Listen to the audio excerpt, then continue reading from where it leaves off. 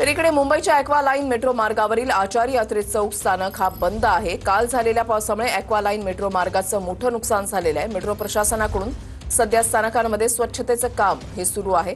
JBLR ते वरळीपर्यंत metro वाहतूक ही सुरळीत आहे।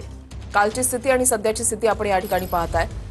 काल ज्यावेळेला या ॲक्वा लाईन मेट्रो परिसरामध्ये प्लॅटफॉर्मवर ज्यावेळेला पाणी भरलेलं होतं त्यावेळेला अक्षरशः चिखल या ठिकाणी साचलेला होता आणि सध्या या ठिकाणी स्वच्छतेचं काम जे आहे ते सध्या सुरू आहे।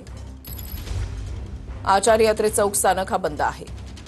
कृष्णा सोनरवाडकर आमचे प्रतिनिधी अधिक माहिती देतील। कृष्णा,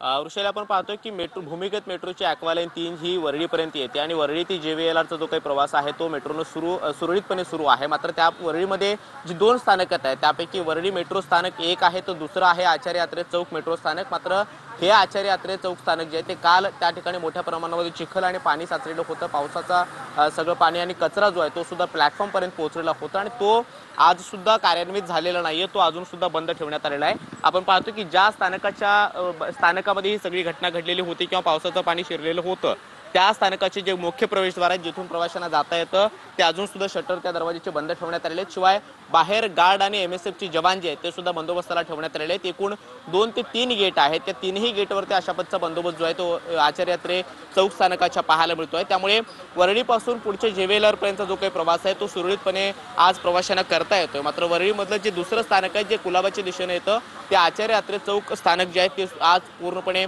बंद ठेवण्याचा निर्णय घेण्यात आलेला आहे। आतमध्ये स्वच्छता सुरू आहे। शिवाय काल जो काही डेब्रिज आणि जो काही इतर कचरा वगैरे आलेला होता, प्लॅटफॉर्मवरती जो काही चिखलाचा गाळ आलेला होता तो साफ करण्याचं काम अजून सुद्धा सुरू आहे। मात्र प्रवाशांसाठी हे स्थानक आजही कार्यान्वित झालेलं नाहीये।